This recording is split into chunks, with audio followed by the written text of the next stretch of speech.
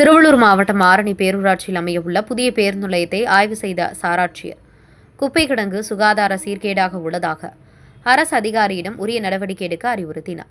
திருவள்ளூர் மாவட்டம் ஆரணி பேரூராட்சியில் புதியதாய் அமையவுள்ள பேருந்து நிலைய இடத்தை சாராட்சியர் வாகே சங்கீத் பல்வன் நேரில் வந்து ஆய்வு செய்து கொண்டிருக்கும் போது பக்கத்தில் இருந்த குப்பை கிடங்கை பார்வையிட்டார்.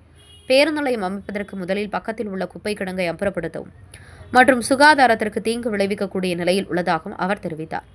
அதனைத் தொடர்ந்து குப்பை கிடங்கு துர்நாற்றம் வீசும் வகையில் பொதுமக்களுக்கு நோய் தொற்று அபாயம் ஏற்படும் வகையில் சாலையோரம் இருப்பதால் காற்று அதிவேகமாக வீசும்போது வாகன ஓட்டிகள் மீது குப்பை விழுவதாகும்.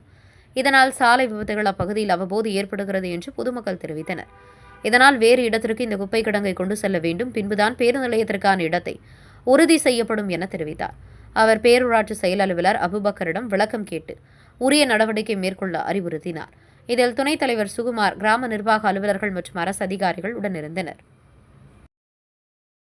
உடனுக்குடன் செய்திகளை தெரிந்து கொள்ள தமிழ்நாடு 24 நியூஸ் சேனலை சப்ஸ்கிரைப் செய்யுங்கள். லைக், ஷேர் பண்ணுங்க. நன்றி.